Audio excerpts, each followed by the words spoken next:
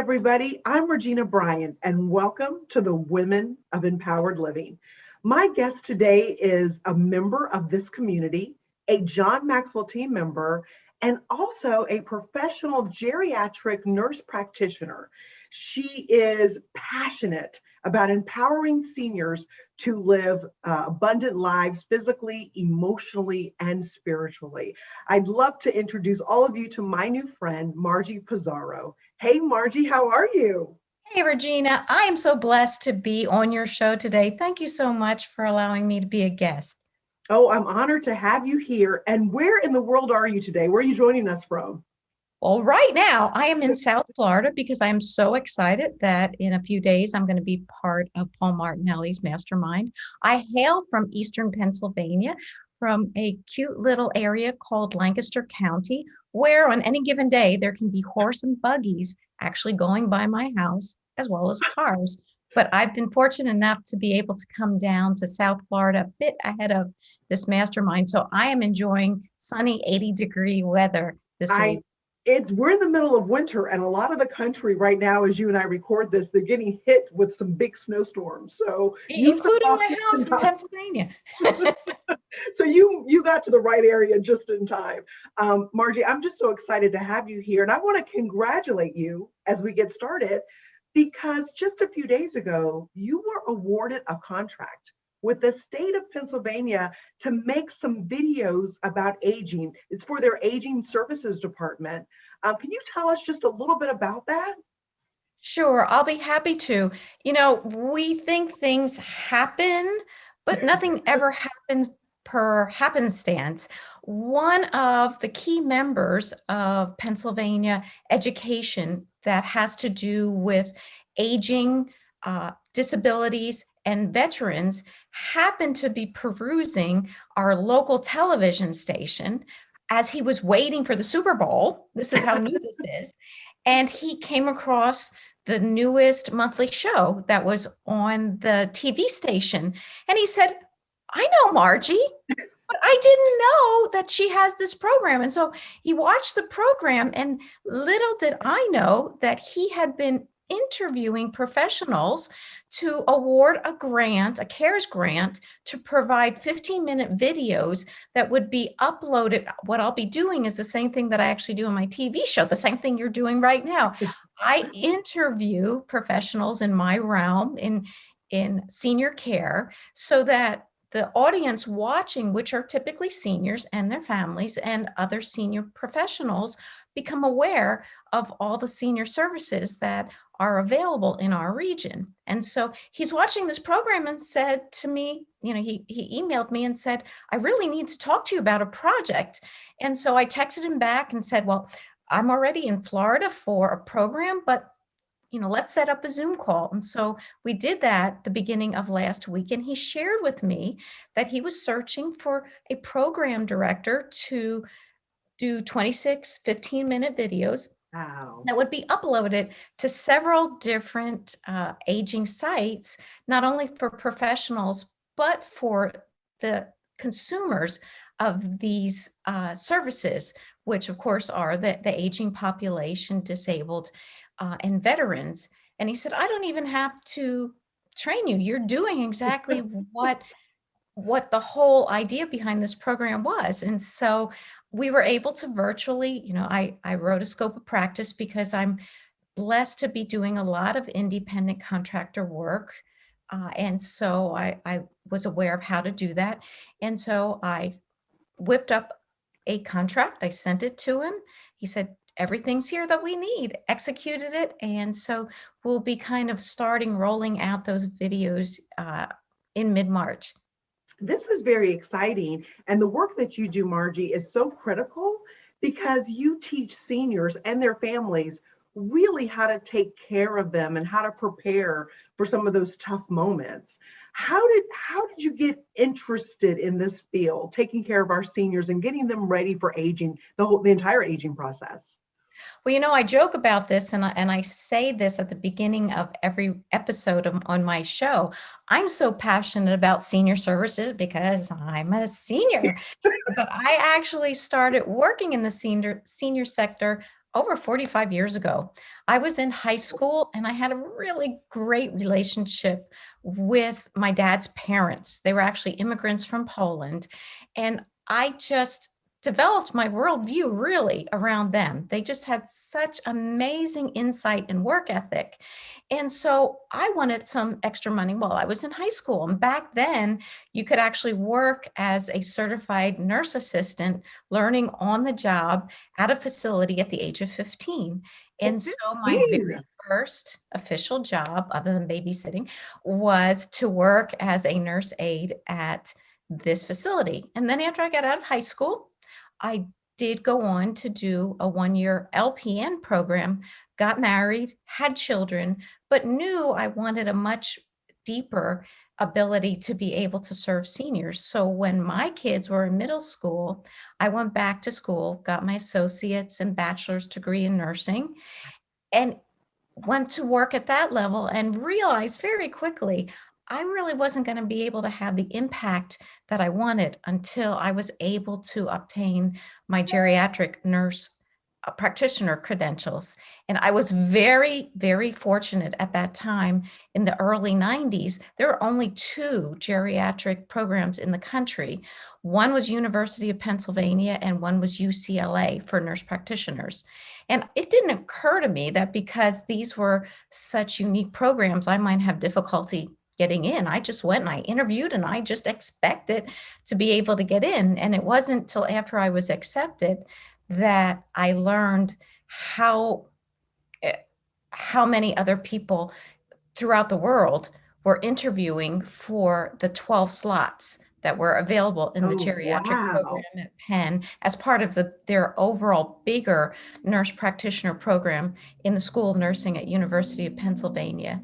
So in 1995, I graduated with my master's and my postmaster's degree as a geriatric nurse practitioner. And as time went on, then I also became subspecialized as a palliative care nurse Tell us a practitioner. little bit about palliative care, if you would.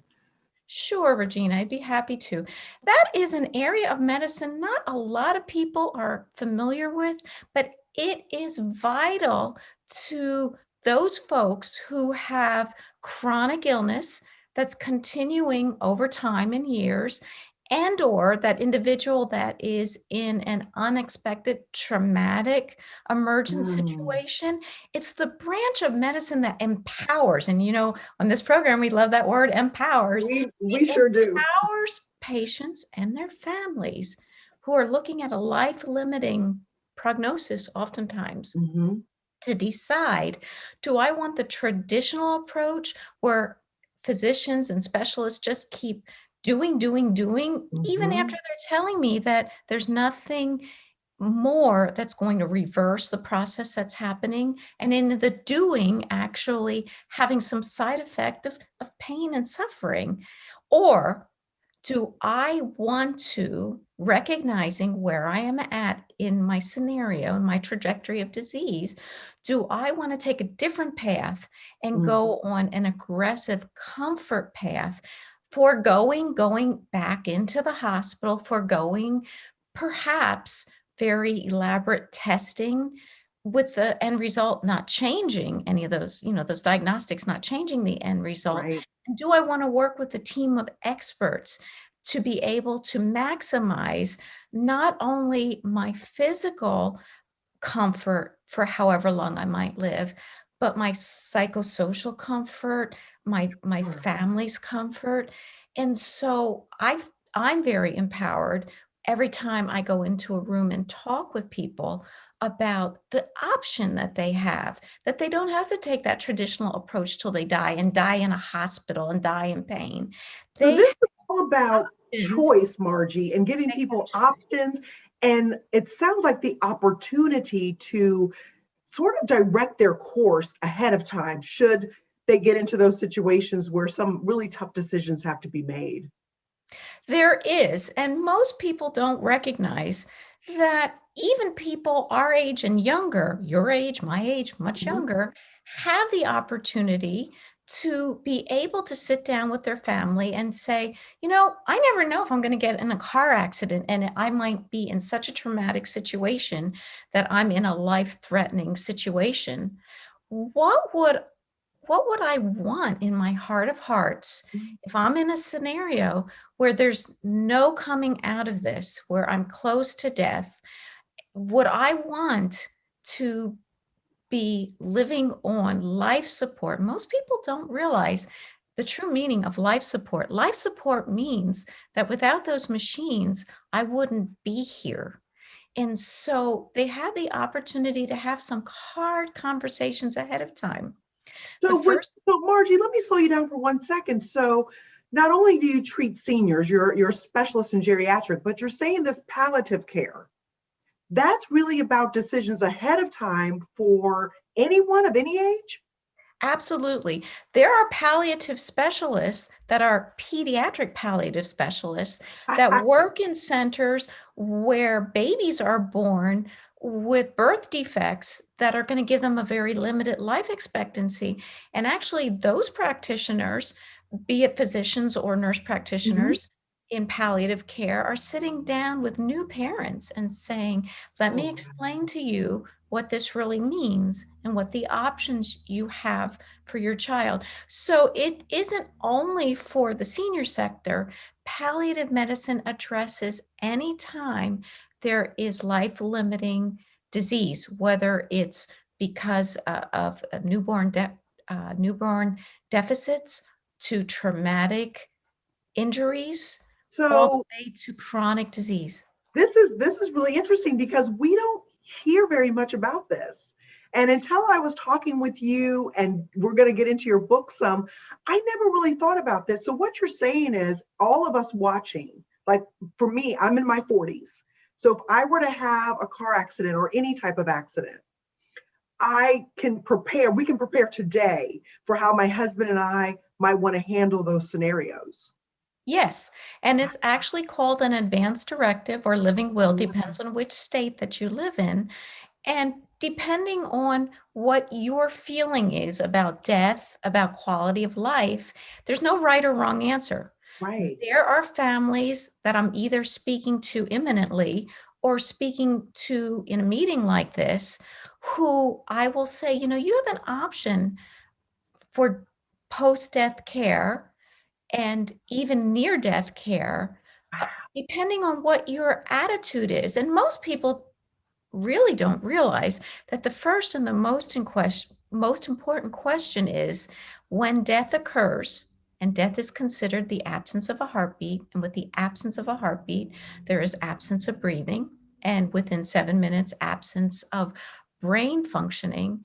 That when we perform cardiopulmonary resuscitation, it's after death. A lot of people watch television and they think, oh, if my heart stops, I'm really not dead. And they just do a little gentle, this, Right. that, or the other, and I'm all better again. And I have to share with patients, no, that first decision is a post-death decision. So if something happens to you and you've died, and emergency medical personnel are either in the hospital or at the scene of an accident, would you want them to make attempts to revive you? And so And whether this you say is yes or post no. death. And this is post death, Margie? Right, because no one ever has CPR, cardiopulmonary resuscitation, performed on them unless they do not have a heartbeat. Because if we did that to anybody that was alive, we would kill them. It is a violent medical maneuver to try to restart the heart. And in particular, in older Oh, people, wow. in CPR was initially developed if someone did pass away because of a drowning, uh, Hmm. an accident, an electrocution, who otherwise was otherwise healthy, and emergency personnel came upon the scene within the first few minutes, even though we'd be causing traumatic chest uh, injury with breaking, and correctly performed CPR does break ribs, puncture lungs. If you were Wow. otherwise healthy before that traumatic event, chances are, if we get your heart restarted, that there's a good chance that once you get to the hospital, you'll be able to be worked with to not only recover from the chest trauma that we intentionally caused trying to get your heart restarted, right? but whatever the issue was that caused your death, that electrocution and whatever. In advanced disease, however, that person, whether they're 40 and they've had cancer since they were 35 in their end stage, or they're 80 and they've had heart disease for the last 10 years, when that advanced disease is causing somebody's death, we can attempt to bring them back with CPR.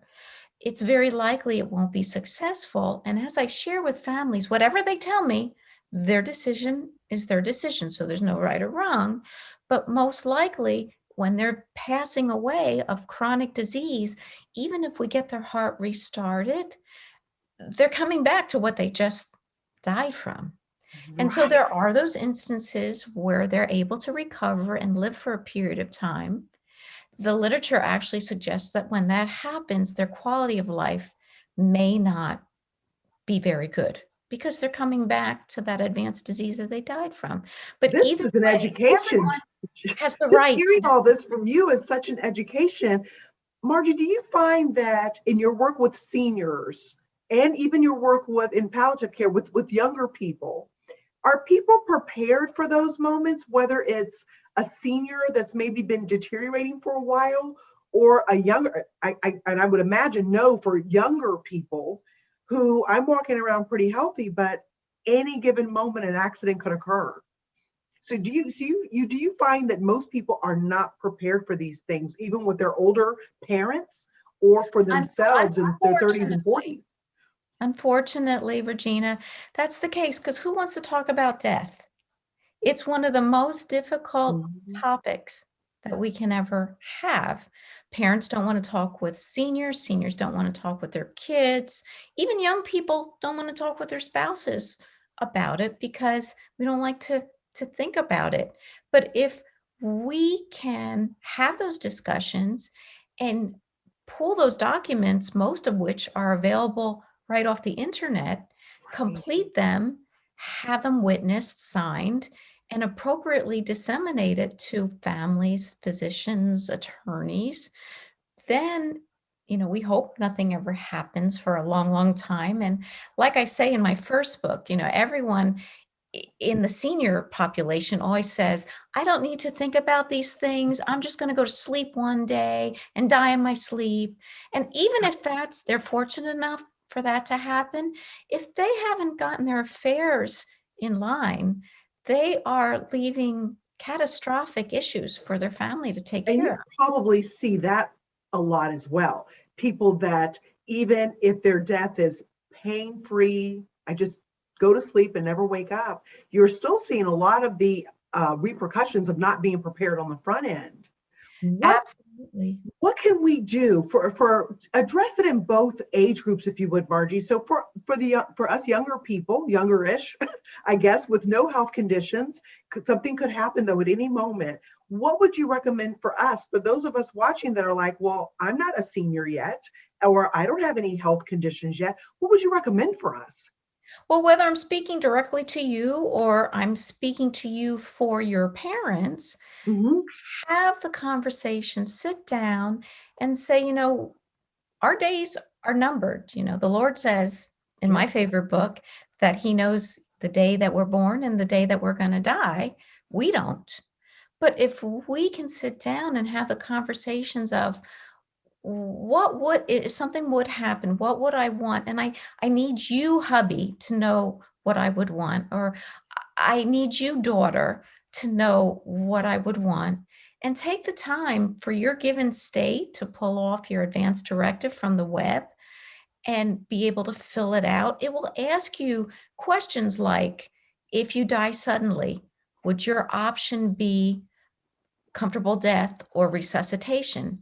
And then it goes a step further and says, either way, if you're near death or you're resuscitated, would you want life supportive equipment like a ventilator to breathe for you if you can't breathe on your own, like dialysis, if your kidneys shut down in the process and they're not working, like heart-lung machine or IVs or artificial nutrition.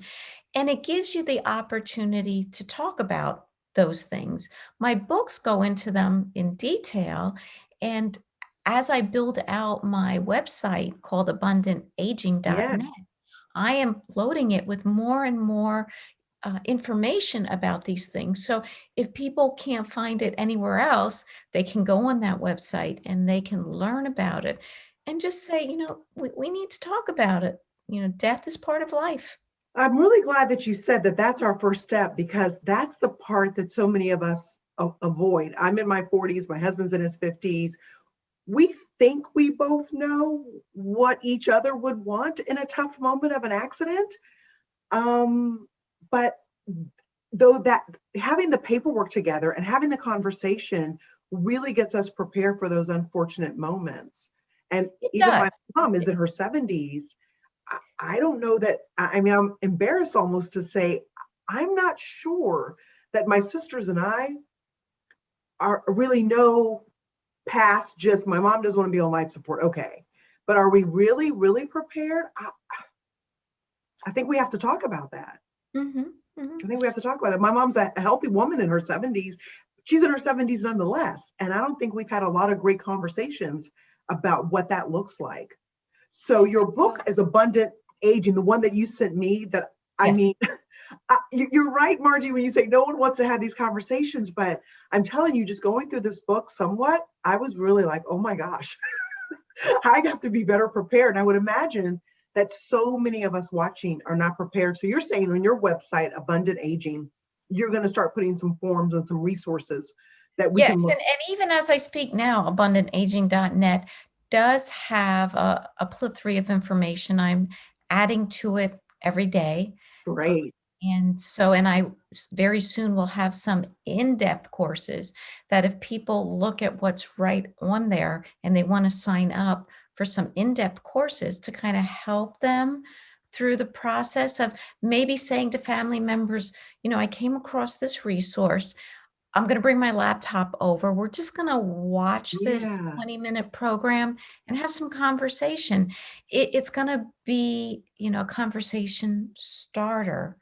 So it will be very, very helpful. And like I said, it's really being really responsible for the whole family, because after that day that I take my last breath, if my daughter or son had to agonize over what I wanted because I didn't have an advance directive and they didn't know what I wanted, that would impact them the rest of their life. And that's where most people really are. They aren't prepared. However, if the documents are in place, there's peace because we're doing what mom said that she wanted. We're respecting her wishes, and And we you have really the don't right have to to do that. agonize in a hospital, or make a really fast decision because the doctors and the nurses are saying we need to know something. This Mhm. gives you peace of mind and that comfort of knowing that you're doing what your loved one wants you to do.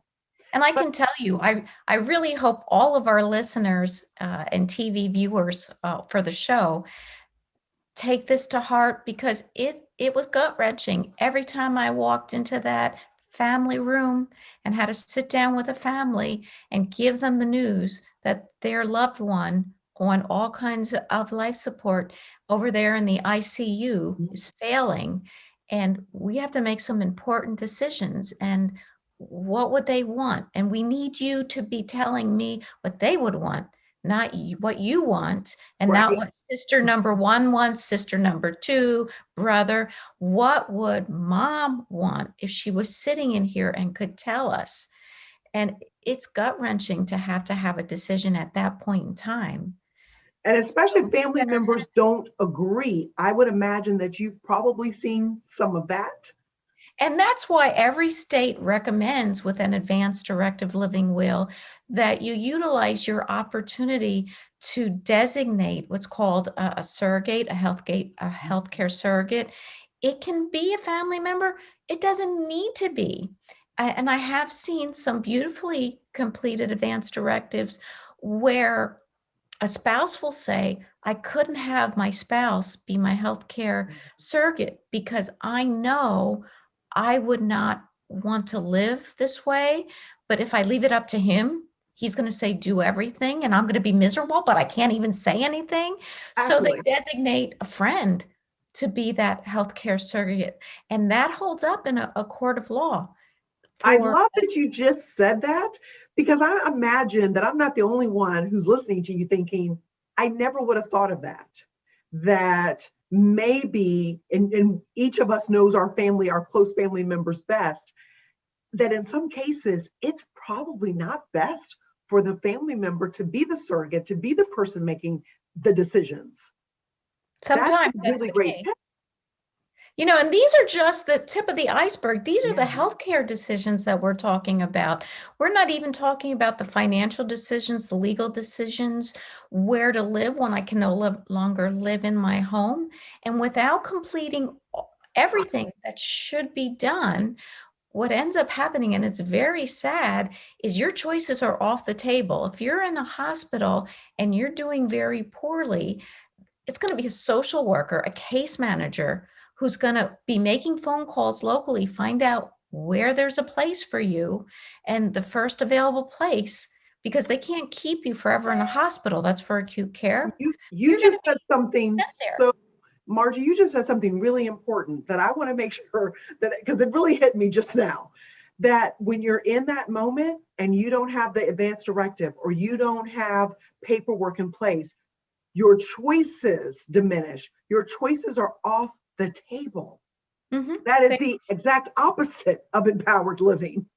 They're being made by a stranger who doesn't Oh know my you, God. doesn't know your preferences. And so that's why both of my books, and really the newer one, Abundant Aging, is the one that really talks about the need for an overall senior transition plan to go through all of these aspects, to look at it at least yearly after it's completed, to not only complete all of the necessary legal documents, but also update them, because they may change. What if maybe you decided that you wanted somebody on your insurance policy to be your beneficiary and that person died during the year? Well, you Oh need to my be gosh. updating that. Or the person you wanted to be your healthcare surrogate now is no longer in the area and capable of executing the decisions that they knew you wanted.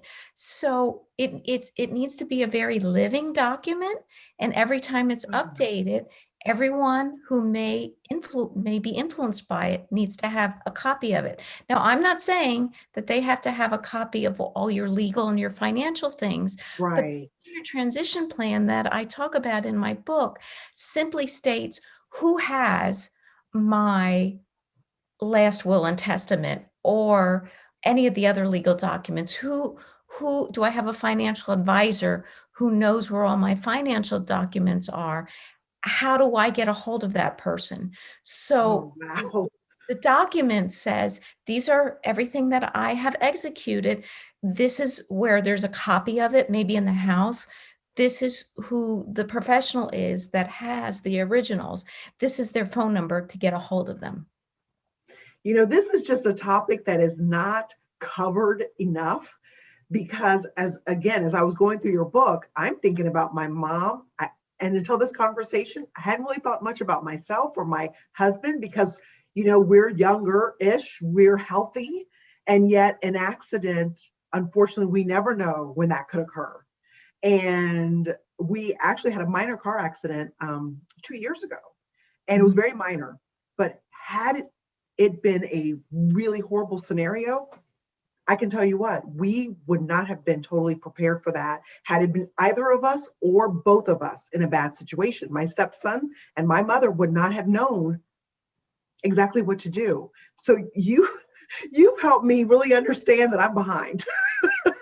Well, most of us, we don't want to deal with the unknown, especially if it has negative connotations and death. Who wants to talk about that? But it's so important to everyone else that's important to us that we take the responsibility and accountability to do that for them.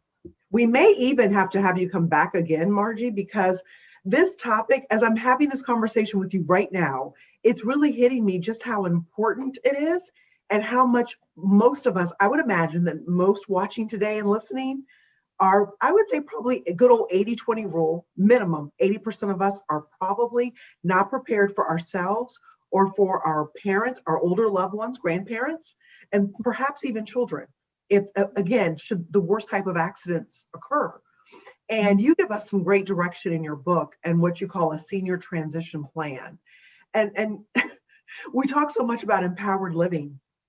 This death is a part of life, as you've said, and we're not very empowered in that arena. And so I think you and I are going to have to come back and tackle this topic some more, because I'm sitting here and thinking, oh my gosh, we haven't begun to scratch the surface on this topic. So, but Margie, I do want to ask you, since this is empowered living, and I'm super excited that you're part of Paul's mastermind, you've been a member of this community. What does empowered living for someone in your position with your credentials, working with our seniors, what does an empowered life mean to you? Thank you for asking that, Regina. For me, an empowered living life means that I have a close daily walk with the Lord, and I do my best to do whatever I do for whomever I'm doing it as best as I can. So it's loving the Lord, loving people, and just doing my best every day. That's my priority. That's my purpose, I feel, in life. I think you're executing on that purpose pretty well, because you've really got me thinking, and I'm sure our viewers and everyone listening, that we need to get empowered in this particular piece of our lives, preparing for the worst, preparing for death. And so I just thank you so much, Margie, for sharing your expertise with us. And I think we're just getting started. So you're going to have to come back. Thanks so much, Margie, for visiting with us today. And we will bring you back. So everybody start getting your questions together, because I really would love to pick Margie's brain some more on some ways that you and I can prepare our parents. Okay, Regina, it would be my pleasure. Thank you so much for allowing me to be a guest today. Thank you, Margie. Thanks everybody for watching, and we'll see you again soon. Bye-bye.